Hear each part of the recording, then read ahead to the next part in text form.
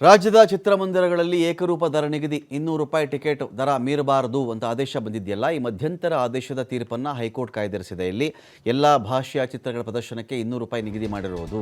ತೆರಿಗೆ ಹೊರತುಪಡಿಸಿ ಗರಿಷ್ಠ ₹200 ಮಾತ್ರ ಫಿಕ್ಸ್ ಮಾಡಬೇಕು ಅಂತ ತೆರಿಗೆ ಸಪರೇಟ್ ಇರುತ್ತದೆ. ರಾಜ್ಯ ಸರ್ಕಾರದ ಆದೇಶಕ್ಕೆ ತಡೆ ಕೋರಿ ಹೈಕೋರ್ಟ್ಗೆ ಅರ್ಜಿಯನ್ನು ಹಾಕಲಾಗಿತ್ತು. ಆದೇಶಕ್ಕೆ ಮಧ್ಯಂತರ ತಡೆಯನ್ನು ಕೋರಿ ಹೈಕೋರ್ಟ್ಗೆ ಅರ್ಜಿ ಸಲ್ಲಿಸಲಾಗಿತ್ತು. ಅರ್ಜಿ ವಿಚಾರಣೆ ನಡೆಸಿಯಾಗಿದೆ. ತೀರ್ಪನ್ನು ಇದೀಗ ಹೈಕೋರ್ಟ್ ಕಾಯ್ದಿರಿಸಿದೆ.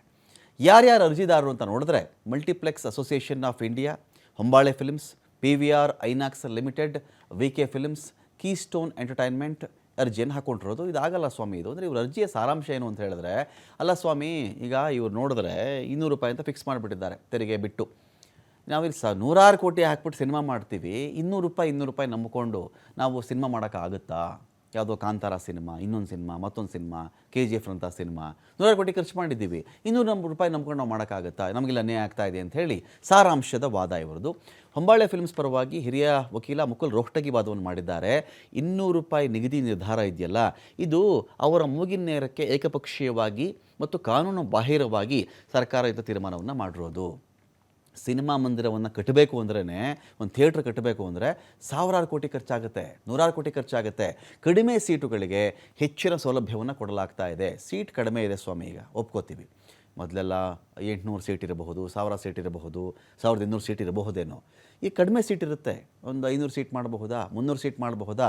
ಆ 300 ಸೀಟುಗಳಿಗೇ ಒಳ್ಳೆಯ ಉತ್ತಮ ಗುಣಮಟ್ಟದ ಸೌಲಭ್ಯವನ್ನು ಕೊಡಲಾಗ್ತಾ ಇದೆ ಈಗ. ಹಾಗಾಗಿ ಟಿಕೆಟ್ ದರ ಜಾಸ್ತಿ ಇಟ್ಟರೆ ನಮ್ಗೆ ಅದು ರಿಕವರಿ ಆಗೋದು.